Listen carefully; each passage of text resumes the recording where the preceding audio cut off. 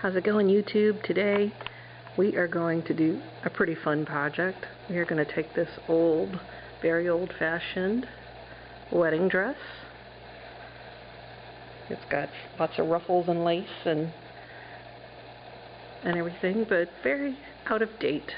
And we're going to make something new out of it. So stay tuned. First thing I'm going to do is cut off the sleeves. Okay, I've cut off the sleeves. What a difference. I mean, it's almost looking kind of cute right now.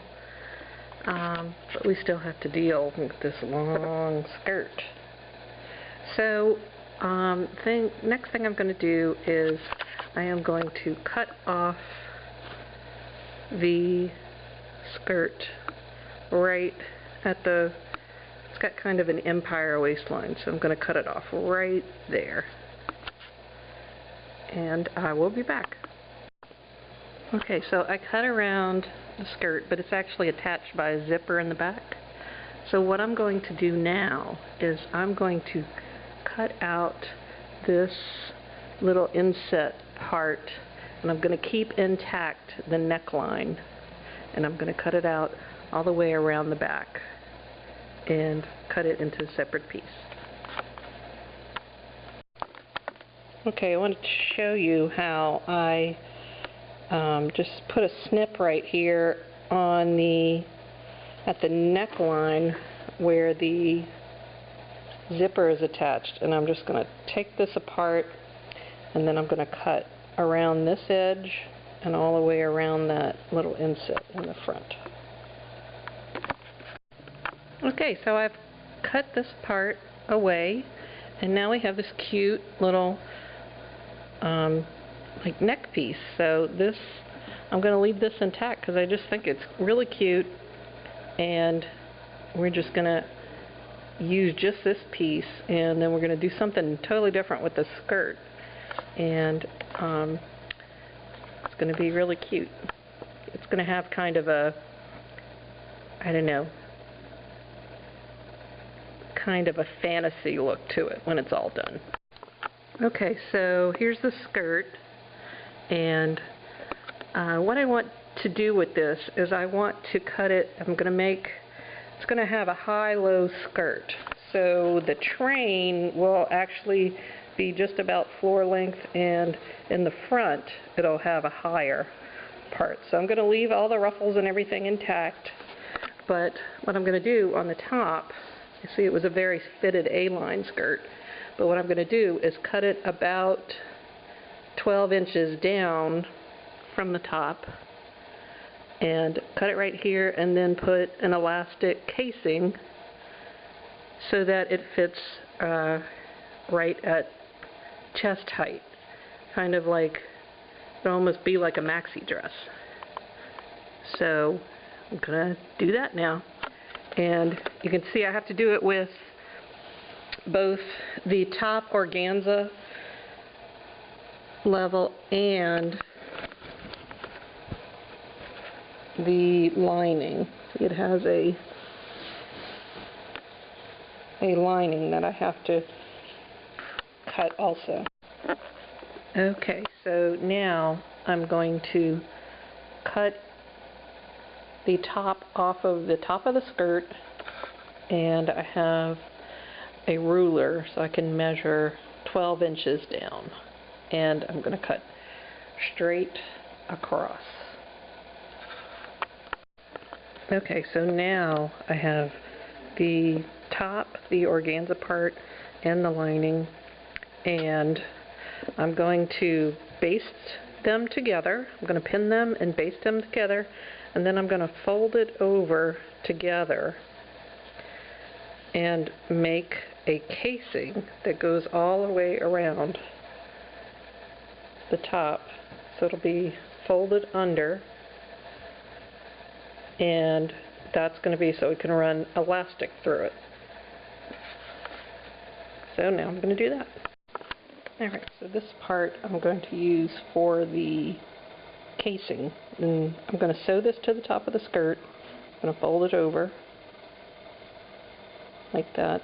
Sew it to the top of the skirt. and then that's going to make the casing for the elastic.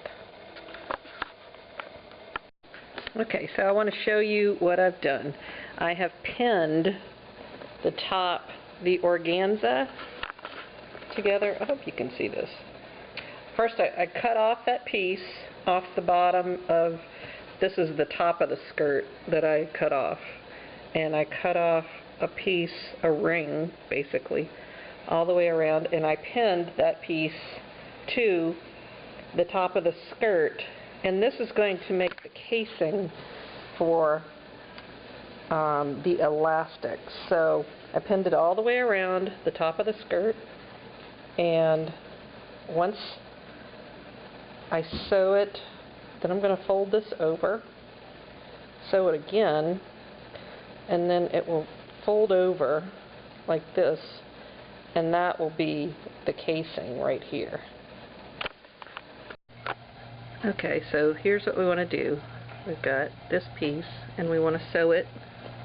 So you just want to guide it along.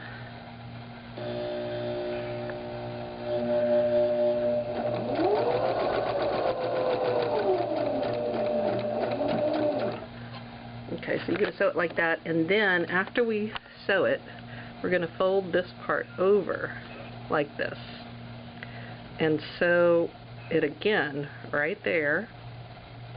And then we're going to leave a little gap, and that's going to be where you thread the elastic through.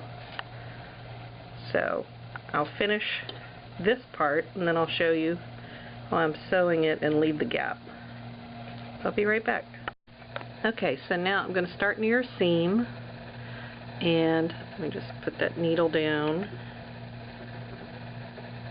And you want to make your casing wide enough for your elastic. You don't want to leave, like if you have real skinny elastic, you don't want a real wide casing. You want it pretty close to the same size. And put it down, and we're just going to stitch it, and I'm going to leave a gap. So let's stitch it. And you want to sew it to the main part of the skirt first, just to kind of stabilize it, so this makes this part easier.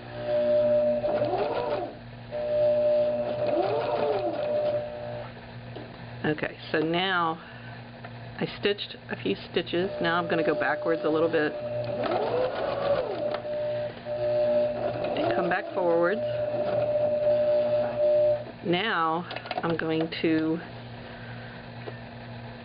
pull it forward about 2 inches and then put my needle back down in, and that way I'm leaving a gap, and that's the gap that I can use to thread the elastic through. And so I'll come back now when I'm finished sewing this all the way around and show you what it looks like. Okay, I finished sewing the casing, and I'm going to now take the pins out. Sorry, I'm doing this one-handed. And there's my gap, but you just fold this over, and I'm also going to understitch right here where you put a line of stitching close to the edge, and it helps it stay folded over. But this is your casing now, and it's not perfect. This isn't a so perfect project, excuse my pun. This is a fun, whimsical project, so the sewing on here isn't perfect. It's not real precise, but I think it's going to be cute when it's all done. So I'm going to get my elastic, and I'll show you how I thread it through. Okay, so here's my casing, and here's my elastic. So I got this wide, like an inch wide elastic, and what I did was fold it over the end and put a safety pin. So here, right here is my little pocket I left open. So what I want to do is just thread this through there and use the safety pin as something to grab onto. And you just keep threading it through. And you look at it, right, to see that everything's hooked up. Okay, sorry, my husband was talking. He's probably going to come in again and make me stop again. So I'm just threading it through. I'm just pushing it all the way around, and then I'm pulling it. And the good thing to do is to take the loose end and just pin it in place. That way it doesn't go all the way through and get stuck in the middle. Okay, so here I have it almost all the way through. I'm just going to keep threading that. Oops. Keep threading it through.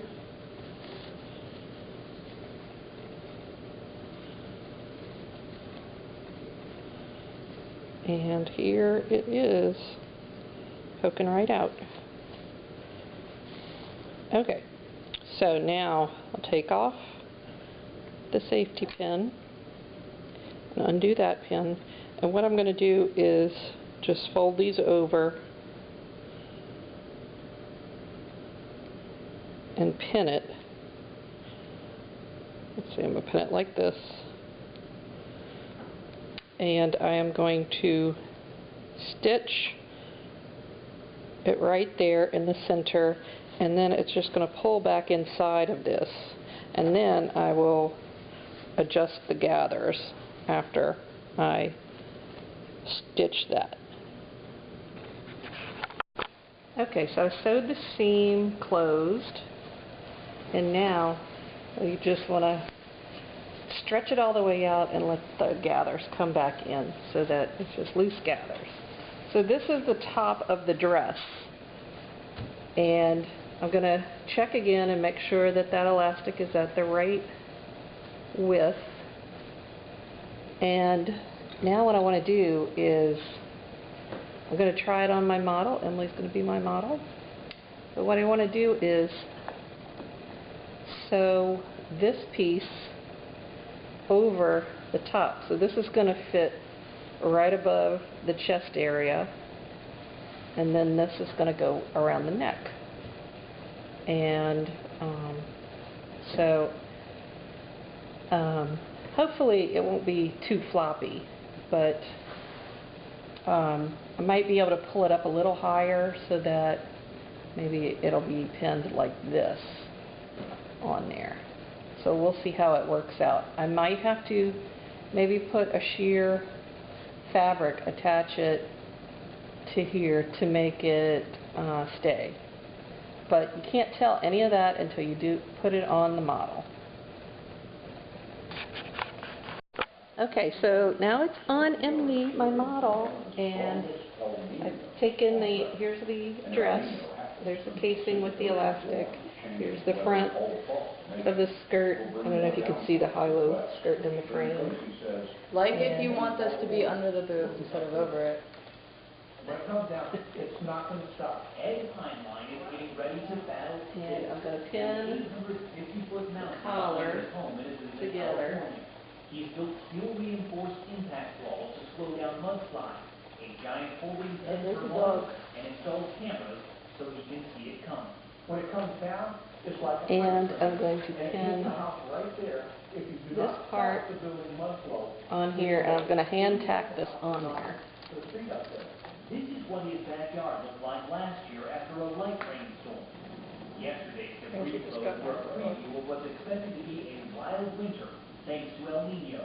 Record warm Pacific Ocean water is likely to fuel large storms. Mudslides could be massive because wildfires and drought have killed the vegetation that holds hillsides in place. John Colton of the U.S. Forest Okay, so that's how that would go. And now, can you see it in the frame? Let's see. Yeah, it's cool, isn't it? It's very whimsical.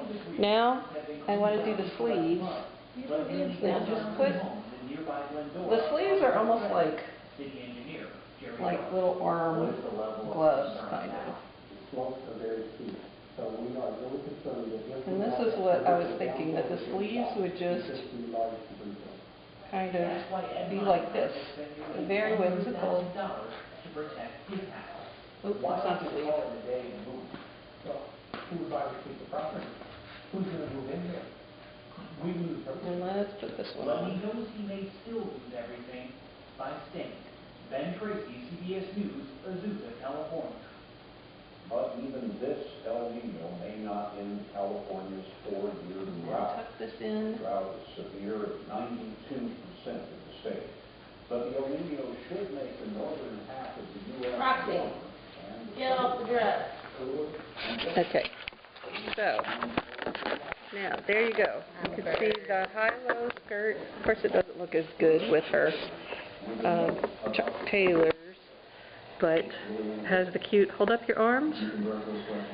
So you see the cute little armbands and how the top just connects to the thing. So what a transformation. So click like if you like this video. And, oh, one of the dogs is like trying to hide under there. Hi, Roxy, come on, Roxy. Here she is.